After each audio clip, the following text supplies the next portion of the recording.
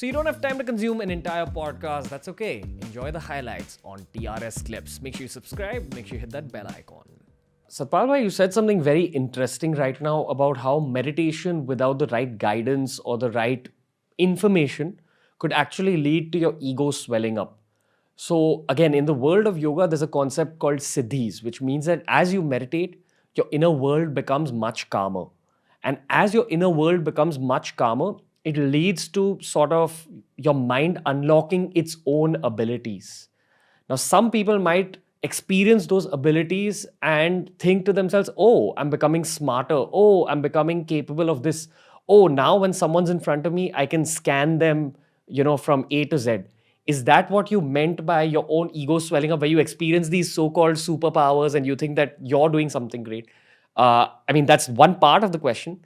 The second part of the question is what are some of those things that you've experienced through your own journey, and how you corrected those? Because I'm sure even you must have gone down a path of your ego slightly swelling up and you having to correct yourself.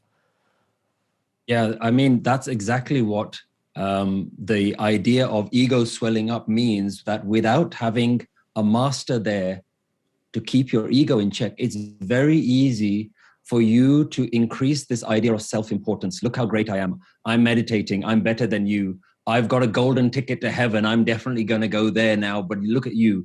And so this is where, for me anyway, Guru Nanak's philosophy has massively impacted my life, because when you read some of his wisdom, he does not allow room for even one shred of ego. He completely destroys the ego at every moment, because he's so convinced that ego is the biggest barrier to you connecting with oneness, God, divine, whatever it is, that your sense of self-importance, that I am something.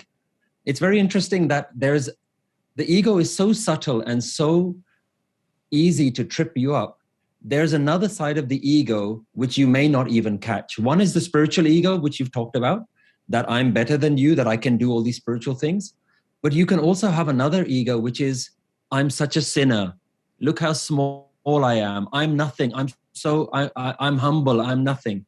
But even if you do that, you retain a little bit of I am. At least I am. I'm a sinner, but at least I am.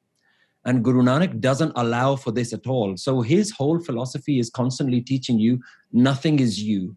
Learn to let go at every single level, that nothing belongs to you. No part of this belongs to you. The very idea that you exist is an absolute fallacy.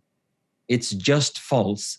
And only when you go into your meditation, and there are many different meditation techniques that essentially ask this question, who am I? Who are you? And when you meditate on that idea, you realize, I can't actually find the thing that I call me.